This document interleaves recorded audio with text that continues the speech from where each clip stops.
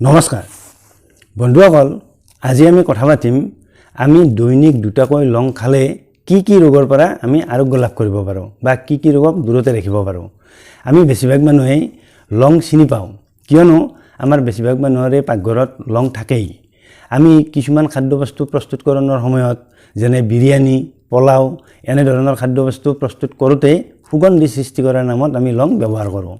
কিন্তু লঙত যে কিছুমান সাংঘাতিক ঔষধি গুণ আছে আৰু এই ঔষধি গুণসমূহে যে মানুহৰ বিভিন্ন ধৰণৰ জটিল ৰোগ আৰোগ্য কৰি তুলিব পাৰে এই বিষয়ে কিন্তু আমি নাজানো 2019 চনত লঙৰ ওপৰত এক গৱেষণা চলিছিল আৰু এই গৱেষণাৰ পৰা জানিব পৰা হৈছে যে লঙত আসলতে মানুহৰ বিভিন্ন ধৰণৰ স্বাস্থ্য সমস্যা ভাল কৰিব পৰা কিছুমান ঔষধি গুণ আছে আৰু এই ঔষধি গুণসমূহ হৈছে এক নম্বৰতে এন্টি অক্সিডেন্ট গুণ আৰু দুই নম্বৰতে লঙত আছে এন্টি ইনফ্লামেটৰি গুণ এই এন্টি অক্সিডেন্ট গুণযুক্ত লং বা এন্টি ইনফ্লামেটৰি যুক্ত লং আমি যদি কিছুদিন নিয়মিতভাৱে সেৱন কৰোঁ তেনেহলে আমি বহুতো ৰোগৰ পৰা আৰোগ্য হৈ উঠিব পাৰোঁ গতিকে বন্ধুসকল আমি যদি নিয়মিতভাৱে কিছুদিনৰ বাবে লং সেৱন কৰোঁ তেনেহলে লঙত থকা এই এন্টি অক্সিডেন্ট যুক্ত গুণ আৰু লগতে এন্টি ইনফ্লামেটৰি গুণে আমাক কি ৰোগৰ পৰা আৰোগ্য কৰি তুলিব পাৰে সেই বিষয়ে আজি আলোচনা কৰিম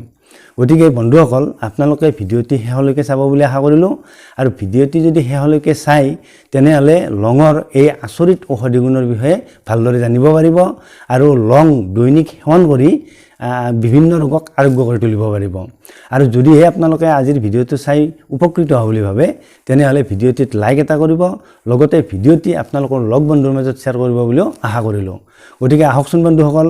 লঙৰ এই ঔষধি গুণসমূহে মানুহক কি ৰোগৰ পৰা কিদৰেনো আৰোগ্য কৰি তুলিব পাৰে সেই বিষয়ে আজি এবিধ-এবিধকৈ কথা পাতোঁ আহক প্ৰথমতে আমি লঙৰ এন্টি অক্সিডেন্ট গুণৰ বিষয়ে কথা পাতিম লঙত আসলতে কেইবাবিধো অতি শক্তিশালী এন্টি অক্সিডেন্ট পোৱা যায় ইয়াৰ ভিতৰত এক নম্বৰ এন্টি অক্সিডেন্ট বিধ হৈছে গ্লুটাথায়ন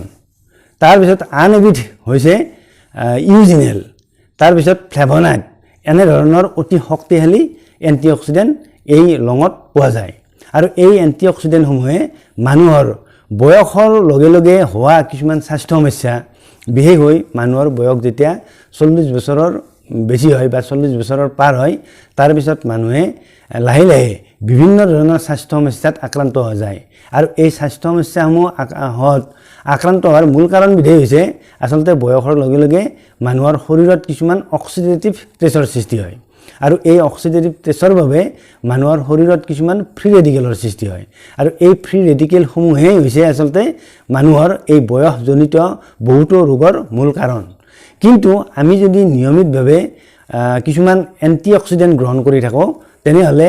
এই ফ্ৰী ৰেডিকেলসমূহে আমাৰ শৰীৰত সৃষ্টি কৰা বিভিন্ন ধৰণৰ ৰোগ যেনে হাৰ্টৰ অসুখ বয়সৰ লগে লগে মানুহৰ হাৰ্টৰ সমস্যাৰ সৃষ্টি হয় আমি সকলোৱে জানো তাৰ পিছত কিছুমান নাৰ্ভৰ সমস্যা মানুহৰ বয়সৰ লগে লগে মানুহৰ কিছুমান নাৰ্ভৰ সমস্যাও দেখা দিয়ে এই কথাও আমি জানো বা বহুতে হয়তো আক্ৰান্ত হৈ আছে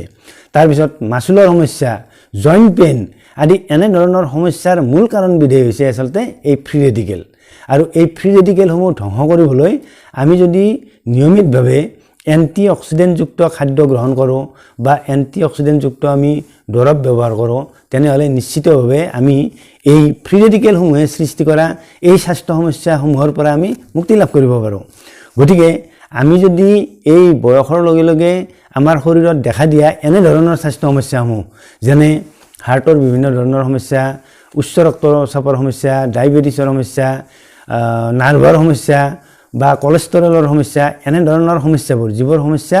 আমাৰ আসলতে এই ফ্ৰী ৰেডিকেলৰ বাবে সৃষ্টি হয় গতিকে এনে সমস্যাবোৰ থকা মানুহে যদি নিয়মিতভাৱে লং দুটাকৈ সেৱন কৰে তেনেহলে কিছুদিন সেৱন কৰাৰ পাছতে এই ধৰণৰ সমস্যাবোৰ আমাৰ শৰীৰৰ পৰা নাইকিয়া হৈ যায় আৰু নাইকিয়া হোৱাৰ কাৰণটো ক'লৈ যে আসলতে এই সমস্যাবোৰ সৃষ্টি কৰে ফ্ৰী ৰেডিকেলসমূহে আৰু লঙত যেহেতু এই শক্তিশালী এন্টি অক্সিডেন্ট ইউজিনেল গ্লুটাথায়ন বা ফ্লেভোনয়েড এনে ধৰণৰ শক্তিশালী এন্টি অক্সিডেন্ট থাকে তেনেহলে এই শক্তিশালী এন্টি অক্সিডেন্টসমূহে এই ফ্ৰী ৰেডিকেলসমূহক ধ্বংস কৰিব পাৰে আৰু ফ্ৰী ৰেডিকেলসমূহক ধ্বংস কৰাৰ লগে লগে আমি এনে ধৰণৰ স্বাস্থ্য সমস্যাৰ পৰা অতি সোনকালে মুক্তি লাভ কৰিব পাৰোঁ গতিকে আমি যদি নিয়মিতভাৱে লং সেৱন কৰোঁ তেনেহ'লে আমি এনেধৰণৰ ৰোগৰ পৰা অতি সহজে আৰোগ্য লাভ কৰিব পাৰোঁ। লঙৰ 2 নম্বৰ স্বাস্থ্য উপকাৰিতাটো হৈছে লং যদি কিছুদিনৰ বাবে নিয়মিতভাৱে দুটাকৈ সেৱন কৰা হয় তেনেহ'লে মানুহৰ শৰীৰৰ ৰোগ প্ৰতিৰোধ ক্ষমতা শক্তিশালী হৈ উঠে। আচলতে মানুহৰ সুস্বাস্থ্য নিৰ্ভৰ কৰে মানুহজনৰ ৰোগ প্ৰতিৰোধ ক্ষমতা কিমান শক্তিশালী বা কিমান দুৰ্বল তাৰ ওপৰতে। আমি সকলোৱে জানো যে যিসকল লোকে বিভিন্ন ধৰণৰ ৰোগত বিশেষকৈ ছিজনেল ৰোগত আক্ৰান্ত হৈ থাকে সেই লোকসকলে কেতিয়াও সুস্বাস্থ্যৰে জীৱনৰ বাটত আগবাঢ়িব নোৱাৰে। আচলতে তেওঁলোকৰ ৰোগ প্ৰতিৰোধ ক্ষমতা দুৰ্বল বাবে সঘনাই বিভিন্ন ধৰণৰ ৰোগত আক্ৰান্ত হোৱা দেখা যায়। কিন্তু যদিহে নিয়মিতভাৱে দুটাকৈ লং কিছুদিনৰ বাবে সেৱন কৰা হয় তেনেহ'লে যিসকল লোকৰ এই ৰোগ প্ৰতিৰোধ ক্ষমতা দুৰ্বল তেওঁলোকৰ অতি সোনকালে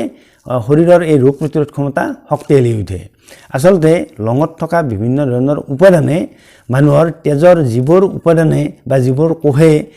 ৰোগ প্ৰতিৰোধ ক্ষমতা শক্তিশালী কৰাত সহায় কৰে বা ৰোগ প্ৰতিৰোধ ক্ষমতা গঢ়ি তোলে সেই কোষবোৰক শক্তিশালী কৰি তোলে, যাৰ বাবে মানুহজনৰ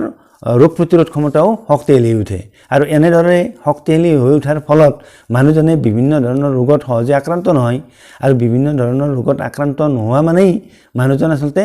সুস্বাস্থ্যৰ অধিকাৰী হ'ব পাৰে। গতিকে যিসকল লোকৰ এই ৰোগ প্ৰতিৰোধ ক্ষমতা দুৰ্বল তেওঁলোকে আচলতে নিয়মিতভাৱে দুটাকৈ কিছুদিনৰ বাবে লং সেৱন কৰিব লাগে।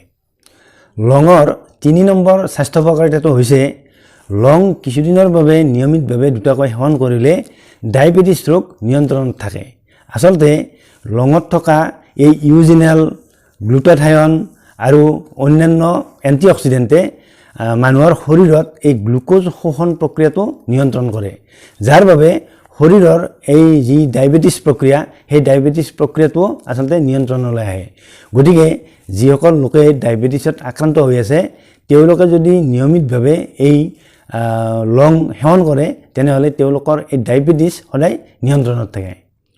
লঙৰ 4 নম্বৰ ঔষধি গুণটো হৈছে লিভাৰৰ স্বাস্থ্য উন্নত কৰে। মানুহৰ বিভিন্ন কাৰণত লিভাৰখন এটা সময়ত টক্সিকেটেড বা দূষিত হৈ পৰা দেখা যায়। আৰু মানুহৰ লিভাৰখন এনেদৰে দূষিত হৈ পৰাৰ ফলত মানুহজনে বিভিন্ন ধৰণৰ লিভাৰৰ অসুখত বিশেষকৈ ফেটি লিভাৰৰ নিচিনা সমস্যাত আক্ৰান্ত হোৱা দেখা যায়। কিন্তু যদিহে মানুহে নিয়মিতভাৱে দুটাকৈ লং কিছুদিনৰ বাবে সেৱন কৰে তেনেহ'লে লঙত থকা এই শক্তিশালী এণ্টিঅক্সিডেণ্টৰ বাবে বিশেষকৈ গ্লুটাথায়ন বা ইউজিনেল এনেধৰণৰ শক্তিশালী এণ্টিঅক্সিডেণ্টৰ বাবে লিভাৰখন অতি সোনকালে পৰিষ্কাৰ হ'ব পাৰে। আৰু লিভাৰখন এনেদৰে পৰিষ্কাৰ হৈ পৰাৰ ফলত মানুহে লিভাৰৰ যিবোৰ অসুখত আক্ৰান্ত হৈছিল সেই অসুখবোৰো ভাল হৈ যায়। গতিকে লিভাৰত বিভিন্ন ৰোগত আক্ৰান্ত হ'লে মানুহে নিয়মিতভাৱে যদি লং সেৱন কৰে তেনেহ'লে লিভাৰৰ অসুখ ভাল হৈ যায়। বিশেষকৈ এই ফেটি লিভাৰৰ নিচিনা সমস্যাত আচলতে নিয়মিতভাৱে দুটাকৈ লং সেৱন কৰিলে ফেটি লিভাৰৰ সমস্যা ভাল হৈ যায়। লঙৰ আন এক গুৰুত্বপূৰ্ণ স্বাস্থ্য উপকাৰিতা হৈছে লঙত আচলতে এণ্টি ইনফ্লামেটৰী গুণ আছে। আৰু এই এণ্টি ইনফ্লামেটৰী গুণে যদিহে নিয়মিতভাৱে লং সেৱন কৰা হয় তেনেহ'লে মানুহৰ বহুতো জটিল ৰোগ অতি সহজে আৰোগ্য কৰিব পাৰে। আচলতে মানুহে বহুতো ৰোগত আক্ৰান্ত হোৱাৰ মূল কাৰণবিধ হৈছে আচলতে ইনফ্লামেশ্যন। এই ইনফ্লামেশ্যনৰ বাবে মানুহে বিভিন্ন ধৰণৰ ৰোগত বিশেষকৈ গাৰ বিষত আক্ৰান্ত হোৱা দেখা যায়। আৰু লগতে লিভাৰৰ কিছুমান অসুখৰ মূল কাৰণবিধ হৈছে আচলতে এই ইনফ্লামেশ্যন। গতিকে যদি নিয়মিতভাৱে কিছুদিনৰ বাবে লং সেৱন কৰা হয় তেনেহ'লে লঙত থকা এই এণ্টি ইনফ্লামেটৰী গুণে মানুহৰ শৰীৰত দেখা দিয়া এই ইনফ্লামেশ্যন অতি সোনকালে ভাল কৰি দিয়ে। আৰু ইনফ্লামেশ্যন ভাল কৰাৰ লগে লগে ইনফ্লামেশ্যনৰ বাবে হোৱা যিবোৰ স্বাস্থ্য সমস্যা সেই স্বাস্থ্য সমস্যাবোৰ অতি সহজে ভাল কৰি দিয়ে। মানুহৰ ইনফ্লামেশ্যনৰ বাবে হোৱা স্বাস্থ্য সমস্যা বহুতো। ইয়াৰ ভিতৰত হৈছে 1 নম্বৰতে ফেটি লিভাৰ, তাৰপিছত বিভিন্ন ধৰণৰ চাইনাচাইটিছ, টনচিলাইটিছ এনেধৰণৰ সমস্যাবোৰো আচলতে ইনফ্লামেশ্যনৰ বাবে হয়। বা ইনফ্লামেশ্যনৰ বাবে হোৱা বিভিন্ন ধৰণৰ পেইন, সেই পেইনবোৰো আচলতে লঙৰ এই এণ্টিঅক্সিডেণ্টসমূহে আচলতে ভাল কৰি দিব পাৰে। গতিকে যিসকল লোকে এনেধৰণৰ স্বাস্থ্য সমস্যাত ভুগি আছে তেওঁলোকে নিয়মিতভাৱে দুটাকৈ কিছুদিনৰ বাবে লং সেৱন কৰিব লাগে। আৰু গুৰুত্বপূৰ্ণ কথাটো হৈছে মানুহে যদি নিয়মিতভাৱে দুটাকৈ লং 7 দিনৰ বাবে খায় তেনেহ'লে 7 দিনতে মানুহৰ শৰীৰত ঘটা